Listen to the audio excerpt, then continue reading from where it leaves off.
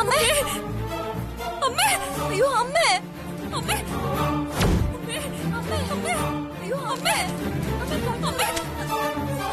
അമ്മേ അമ്മേ അമ്മേ കണ്ണൂടെ അമ്മേ അമ്മേ പറ്റിയേ ഈശ്വര തരിച്ചി അമ്മേ അമ്മേ അമ്മേ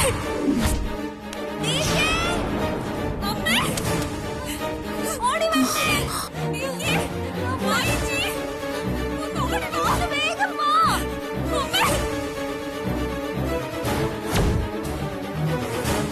അമ്മേ എഴുന്നേക്കമ്മ മായച്ചി അമ്മ മായച്ചി അമ്മ അമ്മ അമ്മ കണ്ണോർക്കമ്മ അമ്മ അമ്മ അമ്മ മായച്ചി ഇത് കണ്ടോ അമ്മ അമ്മ അമ്മ എന്താ പറ്റി അമ്മേ അമ്മേ അമ്മേ അമ്മേ അമ്മേ എന്താ അമ്മേ അമ്മേ അമ്മേ അമ്മേ അമ്മേ അമ്മേ അമ്മേ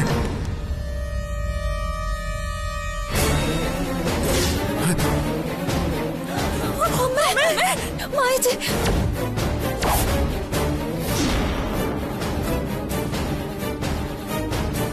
അമ്മേ അമ്മേ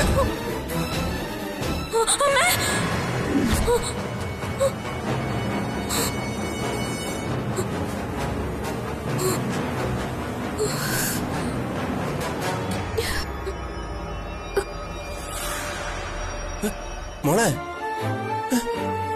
എന്തു പറ്റി മോളെ നീ എന്തിനാ നിലവിളിച്ച എന്തു പറ്റി അമ്മ അമ്മ അമ്മയ്ക്ക് എന്തോ പറ്റി അമ്മേ ഏതമ്മയുടെ കാര്യം മോള് പറയുന്നത് എന്താ മോളെ ചേച്ചി എന്താ വല്ല സ്വപ്നവും കണ്ടോ എന്ത് സ്വപ്നം ചേച്ചി കണ്ടേ അമരാവതിയിൽ അമ്മയ്ക്ക് എന്തെങ്കിലും അപകടം പറ്റിയെന്നാണ്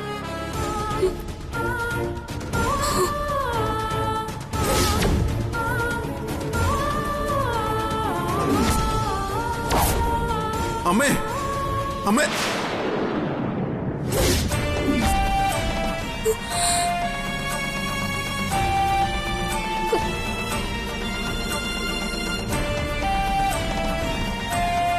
അച്ഛാ ഫോണിൽ നിന്ന് അമ്മ എന്ന് വിളിക്കോ അത് വേണോ മോളെ വേണ്ട ഇനി ഇവിടുന്ന് ആരും വിളിക്കണ്ട അതിന്റെ ഒരാവശ്യമില്ല ദേ നിങ്ങൾ വേറെ വല്ല ജോലി ഉണ്ടോ നോക്ക് മനുഷ്യ അമ്മേ ഞാൻ ദേ പെണ്ണേ എന്നെ കൊണ്ട് വേണ്ടാത്തൊന്നും പറയിപ്പിക്കരുത് ഇനി ഞങ്ങൾ അറിയാതെ അങ്ങോട്ടെങ്ങാനും വിളിച്ച എന്റെ സ്വഭാവം മാറും പറഞ്ഞേക്കാം അവളുടെ ഒരു സ്വപ്നം കാണല് പോയി വല്ല ജോലി ഉണ്ടോ നോക്കണി ചുമ്മാ കിടന്ന് ഉറങ്ങിട്ടാ സ്വപ്നം കാണല് വേണ്ട മോളെ അമരാവതിയിൽ ഇനി എന്ത് സംഭവിച്ചാലും അതൊന്നും നമ്മളെ ബാധിക്കില്ല ബാധിക്കരുത് മനസ്സിലായോ പ്രിയമോളെ അവര് പറഞ്ഞതേ എനിക്കും പറയാനുള്ളൂ ഇനി ഡിവോഴ്സിന്റെ കാര്യങ്ങൾ നോക്കുന്നതാ നല്ലത്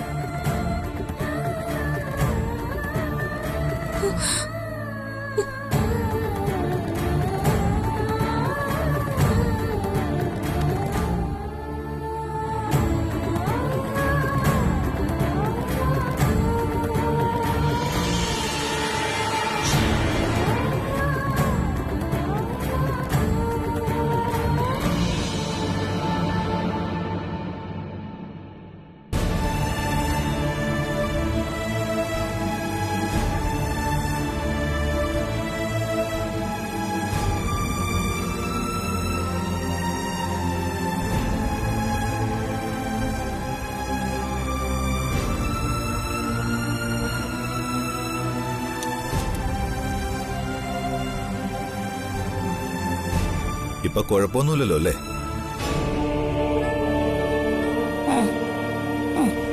പതിയൊന്ന് എഴുന്നേൽക്കാൻ നോക്കിയേ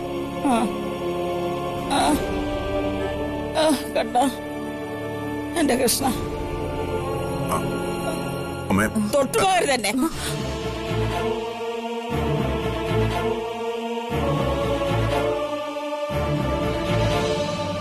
ഈ പറഞ്ഞത് നിങ്ങളോട് കൂടിയാ ഓ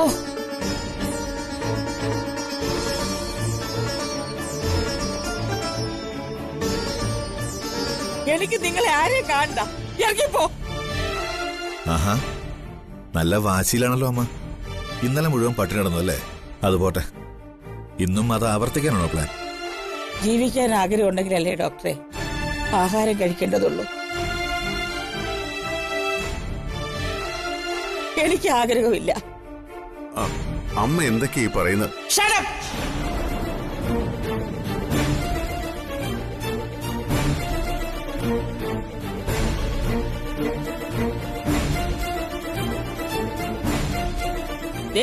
നീ എന്നോട് മിണ്ടരുത്.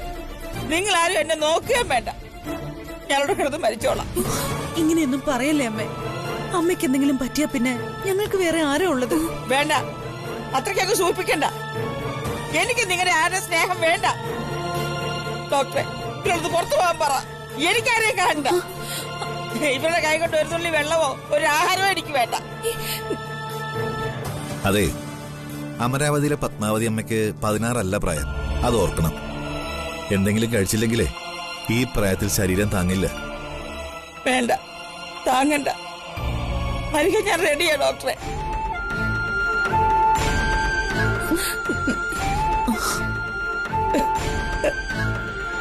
അമ്മയ്ക്ക് മരിക്കാനൊക്കെ ഇനിയും ധാരാളം സമയമുണ്ട്. നമ്മുടെ സൗകര്യത്തിന് അങ്ങോട്ട് ചെന്ന് അവിടെ ദൈവം കേട്ടത്തില്ലെന്നേ വന്ന വഴി തിരിച്ചു പൊയ്ക്കോളാൻ പറയും. ദാ ഈ വെള്ളം കുടിക്കേ. ഞാനല്ലേ തരുന്നത്, കുടിക്കേ. ഞാൻ കുടിക്കാം. ആദ്യം ഡോക്ടർ അവരെല്ലാം ഈ മുറി ഇറക്കി വിട്. എനിക്കാരെയും കാണണ്ട.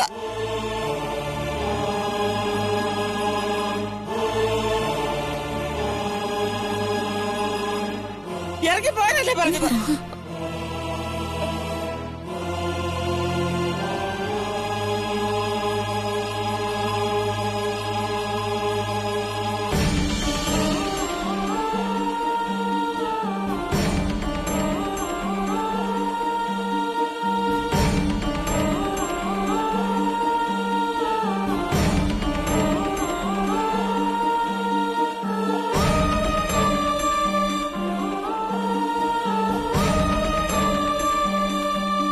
അതെ, എല്ലാവരും പോയി.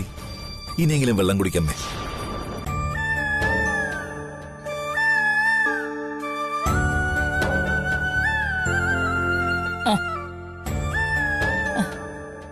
അതെ, എനിക്ക് ഡോക്ടറോട് ഒരു കാര്യം പറയാനുണ്ട്. എന്താ അമ്മേ?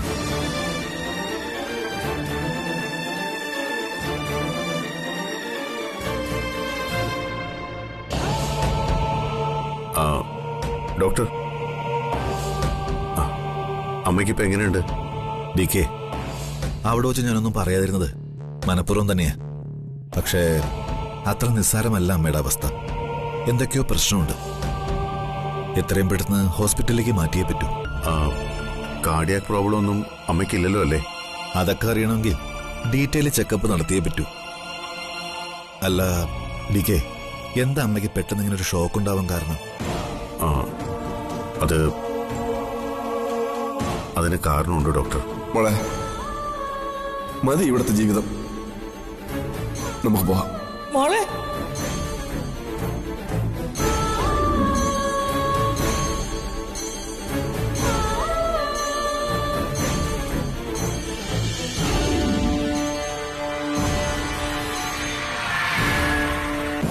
വരാൻ. മോളെ,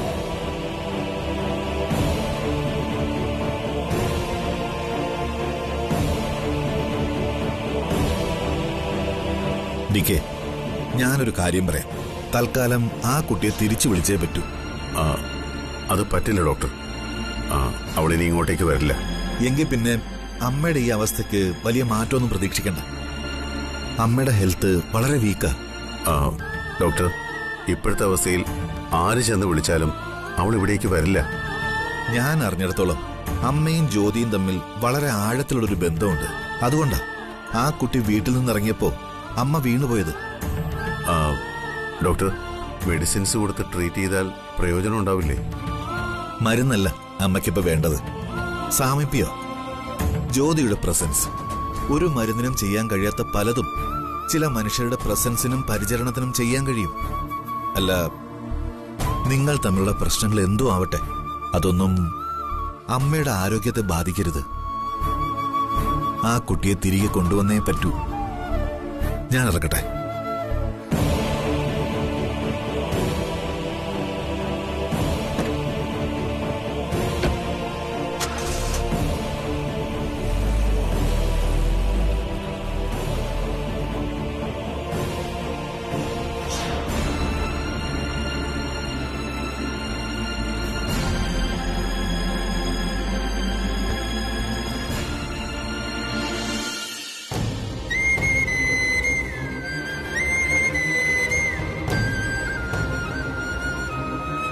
മൈ ലിറ്റിൽ കണ്ണ, നീ എന്നെ പരീക്ഷിക്കുകയാണ്. ഒരു ജീവിതകാലം മുഴുവൻ നിന്റെ മുന്നിൽ വിളക്കോർത്തിയവളല്ല ഈ ഞാൻ. എന്നെ നീ ഇങ്ങനെ പരീക്ഷിക്കണം. എന്റെ ഉണ്ണി കണ്ണ, എത്ര കാലം നിനക്ക് മുന്നിൽ പ്രാർത്ഥിച്ചിട്ട് നീ എനിക്ക് തന്ന മരുമകളാ ജ്യോതി. അവള് വന്നപ്പോ എനിക്ക് നഷ്ടപ്പെട്ട എന്റെ സുപ്രിയ തിരിച്ചു കിട്ടിയതുപോലെയാ എനിക്ക് തോന്നിയത്. ഈ വീട്ടിലെ എല്ലാ സന്തോഷങ്ങളും മടങ്ങി വന്നു. പക്ഷെ എന്നിട്ടും എല്ലാം ഉപേക്ഷിച്ച് അവളെ വീടിന്റെ പടി ഇറങ്ങിപ്പോയി. എനിക്ക് അവളെ തിരിച്ചു തരില്ലേ കണ്ണ? കണ്ണ, പ്ലീസ് കണ്ണ. ഇരുട്ടിലാണ്ടുപോയ എന്റെ മോന്റെ ജീവിതത്തിലേക്ക് വെളിച്ചം കൊണ്ടുവന്നവളാ ജ്യോതി. അവളെ ഇങ്ങനെ എന്റെ കയ്യിൽ നിന്ന് ഇങ്ങനെ തട്ടിപ്പറിച്ചെടുക്കല്ലേ കണ്ണ. എങ്ങനെയെങ്കിലും നീ എനിക്ക് അവളെ തിരിച്ചു തരണം കണ്ണ. അവൾ ഈ വീട്ടിൽ നിന്ന് ഇറങ്ങിപ്പോയപ്പോ ഈ വീടിന്റെ സന്തോഷം കൂടിയാ പോയത്. എനിക്ക് എന്റെ ബേട്ടിയെ തിരിച്ചു വേണം കണ്ണ. അവളില്ലാതെ എന്റെ മോന്റെ ജീവിതം പൂർണ്ണമാകില്ല. സുപ്രിയ പോയ ആഘാതത്തിൽ ഇരുട്ടിലായി പോയ എന്റെ മോന്റെ ജീവിതം തിരിച്ചു കൊണ്ടുവരാൻ അവക്കേ പറ്റൂ. മരണത്തിൽ നിന്ന് പോലും എന്റെ മോന്റെ ജീവിതം രക്ഷിച്ചവളാ ജ്യോതി. അവളെ ഈ വീടിന് വേണം. ഈ വീടിന്റെ വിളക്കായി, എന്റെ മരുമകളായി ജ്യോതി മോളെ ഈ അമരാവതിക്ക് വേണം.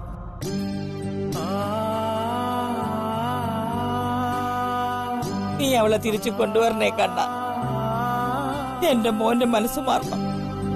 എന്റെ മകന്റെ ഭാര്യയായി അവളെ വീട്ടിൽ അന്തസ്സോടെ ജീവിക്കുന്ന കണ്ടിട്ട് വേണം എനിക്ക് കണ്ണടയ്ക്കാൻ. എന്റെ മോന്റെ ജീവിതത്തിലെ ഇരുള് മാറ്റി അവിടെ വെളിച്ചം പകരാൻ ദൈവം നിയോഗിച്ച പെൺകുട്ടിയായിരുന്നു ജ്യോതി. പക്ഷെ എല്ലാം തകർത്തു. ഒരു ദയയില്ലാതെ എന്റെ മോൻ അവളെ ഇവിടുന്ന് ഇറക്കി വിട്ടു.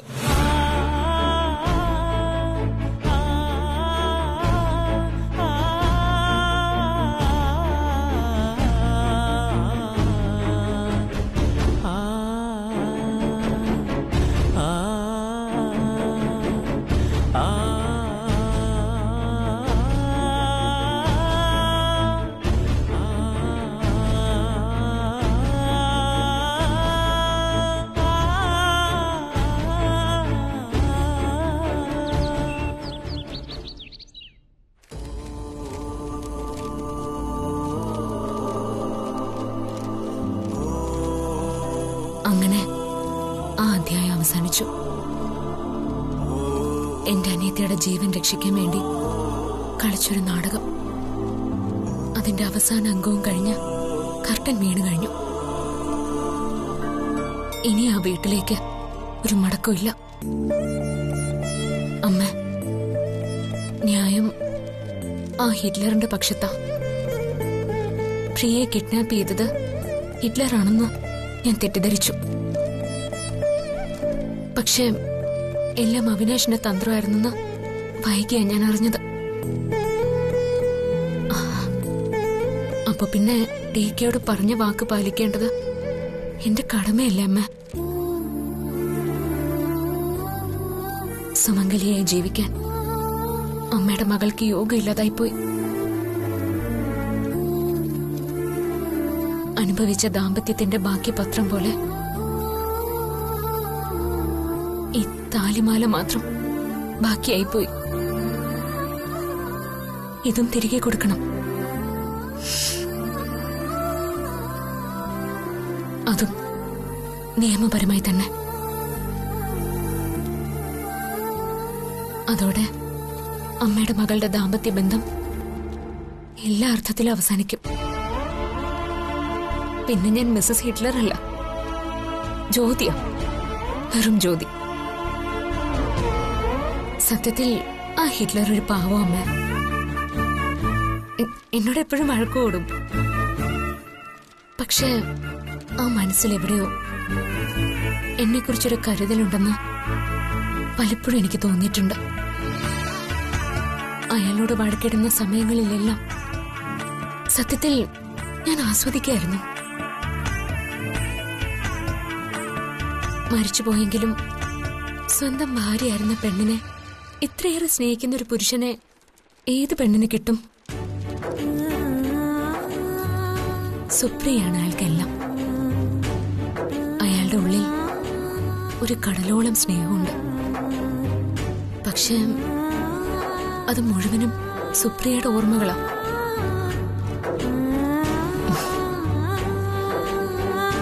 സുപ്രിയയുടെ ഓർമ്മകളുമായി അയാൾ അവിടെ സമാധാനമായിട്ട് ജീവിച്ചോട്ടെ. സ്വയം തെറ്റ് മനസ്സിലാക്കി ഞാൻ ഇങ്ങ് തിരിച്ചു പോകുന്നു.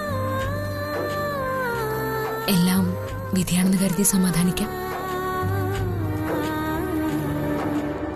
പക്ഷേ ആ അമ്മയുടെ കാര്യം ഓർക്കുമ്പോഴാ സങ്കടം വരുന്ന. അതൊരു പാവമാ.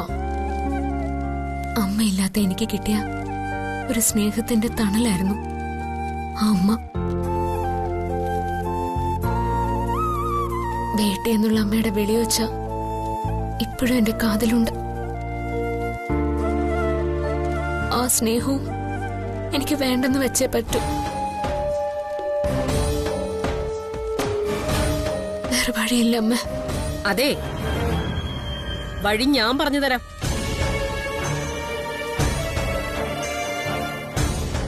പക്ഷെ നീ അത് അനുസരിക്കുമെന്ന് എനിക്ക് വാക്ക് തരണം.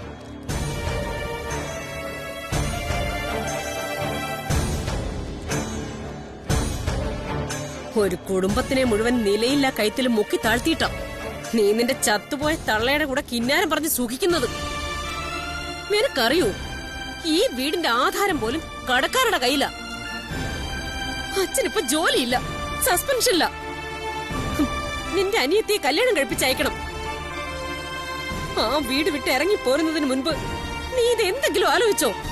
മമ്മി, നിങ്ങളൊക്കെ നിർബന്ധിച്ചിട്ടല്ലേ ഞാനിങ്ങ് ഇറങ്ങി വന്നത്. അത് മാത്രല്ല, ആ ഹിറ്റ്ലറും ഞാനും തമ്മിലുള്ള മത്സരത്തിൽ ഞാൻ തോറ്റുപോയി.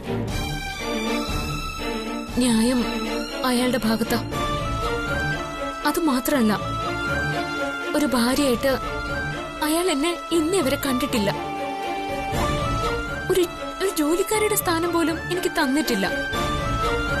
ബെഡ്റൂമിൽ അയാൾക്കൊപ്പം കട്ടിലിൽ കിടക്കാൻ പോലും എനിക്ക് അനുവാദം ഇല്ലായിരുന്നു. വെറും നിലത്ത് ഷീറ്റ് വിരിച്ച് ഉറക്കമില്ലാതെ കിടന്ന ദിവസങ്ങൾ. സുപ്രിയ അല്ലാതെ മറ്റൊരു പെണ്ണും അയാളുടെ മനസ്സിലില്ല. ഞാൻ അവിടെ ഒരു അധിക പെറ്റാണ് മമ്മി. അതുകൊണ്ട് എടി, എത്ര കൊടി കെട്ടിയ കൊമ്പനായാലും ആണിനെ വരച്ച വരയിൽ നിർത്തുന്നവളാ പെണ്ണ്. കല്യാണം കഴിഞ്ഞ ഒരു പെണ്ണിന് ആരും ഒന്നും പ്രത്യേകമായിട്ട് പറഞ്ഞു കൊടുക്കേണ്ടയില്ല. ഏത് സാഹചര്യത്തിനനുസരിച്ചും പെണ്ണ് മാറും. ആരെയും സ്വന്തം ഇഷ്ടത്തിന് നിർത്തും. എന്നിട്ടും നിനക്ക് മാത്രം എന്താ അതിന് കഴിയാത്തത്? നിന്റെ ഒരേ ഒരു പ്രതീക്ഷയില്ല ഇപ്പൊ ഈ കുടുംബം ജീവിക്കുന്നത്. അതുകൊണ്ട് നീ അമരാവതിയിലേക്ക് തിരിച്ചു പോയേ പറ്റൂ. മമ്മി, താലി കെട്ടിയ പെണ്ണിനെ സംരക്ഷിക്കേണ്ടത് പുരുഷന്റെ കടമയാ. ഇനി നീ ജീവിക്കേണ്ടത് നിന്റെ ഭർത്താവിന്റെ വീട്ടിലാ. നിന്റെ അച്ഛന്റെ വാശി 2-3 ദിവസം കഴിയുമ്പോ മാറും. ഇല്ലെങ്കിൽ അത് മാറ്റാനുള്ള വഴിയൊക്കെ എന്റെ കയ്യിലുണ്ട്. പക്ഷേ മരണം വരെ നീ ജീവിക്കേണ്ടത് അമരാവതിയിൽ DKയുടെ ഭാര്യയായിട്ടാ.